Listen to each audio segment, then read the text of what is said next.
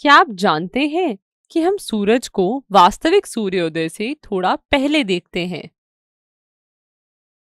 आपने कभी ऐसा सोचा है कि ये होता क्यों है? हमने पिछले टॉपिक में ही पढ़ा था कि हमारे पृथ्वी का वायुमंडल विभिन्न परतों से बना है और विभिन्न परतों का घनत्व अलग होता है। वायुमंडल अपरिवर्तन के कारण प्रकाश किरणें सीधे पथ का अनुसरण नहीं करती है और ये किरणें अभिलंब की ओर मुड़ जाती है। और जब सूरज क्षितिज के नीचे होता है तो सूर्य से प्रकाश किरण पृथ्वी के वायुमंडल में प्रवेश करती है और प्रकाश किरण अपरिवर्तित हो जाती है और अभिलंब की ओर मुड़ जाती है। और यह इसलिए होता है क्योंकि किरण विरल माध्यम से सघन माध्यम में जा रही है। प्रकाश का यह झुकाव सभी वायुमंडलीय परतों तक जारी रहता है क्योंकि वायुमंडल का घनत्व पृथ्वी की सतह की ओर बढ़ता जाता है और हमें सूर्य की आभासी स्थिति इसकी वास्तविक स्थिति से थोड़ी भिन्न प्रतीत होती है। क्षितिज के पास से देखे जाने पर सूर्य अपनी वास्तविक स्थिति से थोड़ा ऊपर प्रतीत होता है और सूर्य वास्तविक सूर्योदय से 2 मिनट पहले उदय होता है।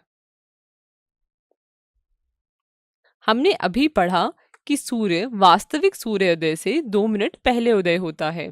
चलिए अब हम विलंबित सूर्यास्त के बारे में समझने की कोशिश करते हैं।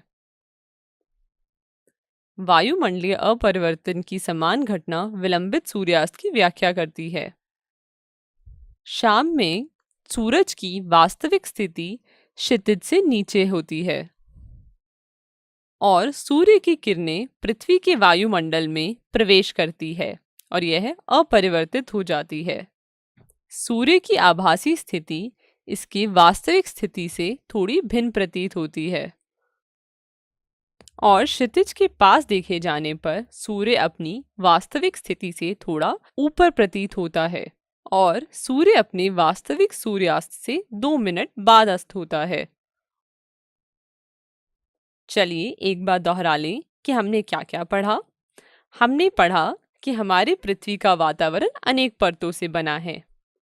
हमने यह भी पढ़ा कि वायुमंडलीय अपरिवर्तन के कारण सूर्य वास्तविक सूर्योदय से 2 मिनट पहले उदय होता है।